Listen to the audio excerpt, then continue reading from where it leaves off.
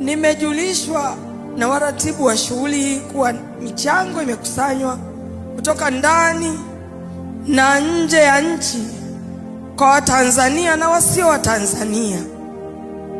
Mwamko umekuwa ni mkubwa sana, mwitikio umekuwa ni mkubwa sana. Mimi sikuwepo mtandaoni kwa muda fulani, niliona nipumzike kidogo, maana niliona fedheha imenipata,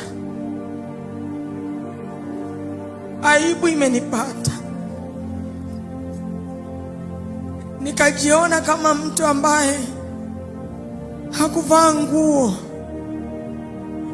nikaona nipumzike kidogo. Na nilipokuwa nimesamehewa, nikaona nipumzike kidogo, lakini sikujua kama mnaniwazia mawazo mazuri. Sikujua kitu gani kinaendelea,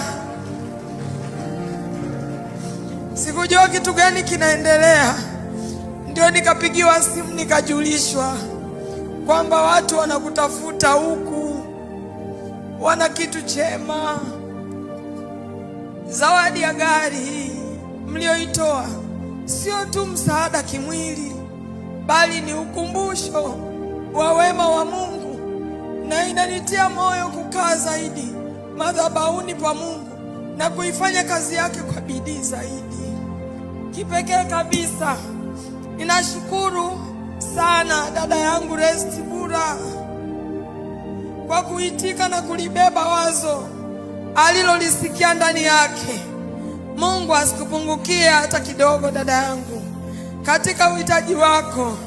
Nashukuru sana dada Lilian Mwasha kwa kushirikiana pamoja na kamati yote ambao mmefanya kazi hii, na dada Resti akiwa kiongozi amewatangulia mbele yenu kuhamasisha watu waweze kufanya kitu kwa ajili yangu. Tunawashukuru sana kwa kujitoa kwenu na kulisimamia jambo hili.